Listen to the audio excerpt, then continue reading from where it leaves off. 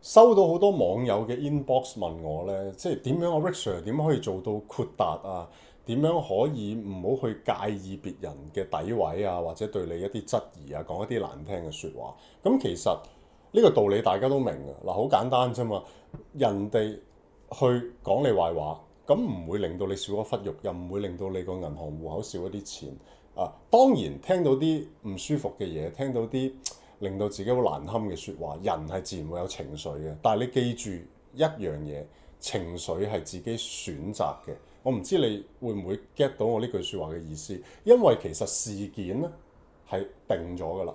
你見到個事件係咁，你可以選擇一個開心嘅情緒去面對，你可以選擇一個悲傷嘅情緒去面對，你亦都可以選擇憤怒去面對。或者講句簡單啲嘅例子，你會更加易明啲咧，就係譬如我曾經受過人襲擊，我細個俾人欺凌、俾人圍毆過，咁呢個係一個事實。咁但係有冇可能性出現就係，咦，有一個曾經俾人欺凌圍毆過嘅小朋友，佢長大咗之後，佢發奮圖強，佢覺得唔可以再俾人欺凌，然之後佢人生可以好成功、好開心、活得好自在，完全唔會將呢件事視為一個陰影。咁但係可能有另外一個小朋友發生同樣嘅事情，佢長大咗之後，佢好怕同人相處，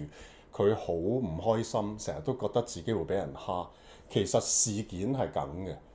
選擇係你自己嘅。咁最後送多一句説話俾大家呢，你就可以 get 到之後呢，你會去到人生一個更豁達、更高嘅層次，就係有福之人千人恨，無福之人恨千人。我哋唔好介意啲小人，因為小人永遠都存在。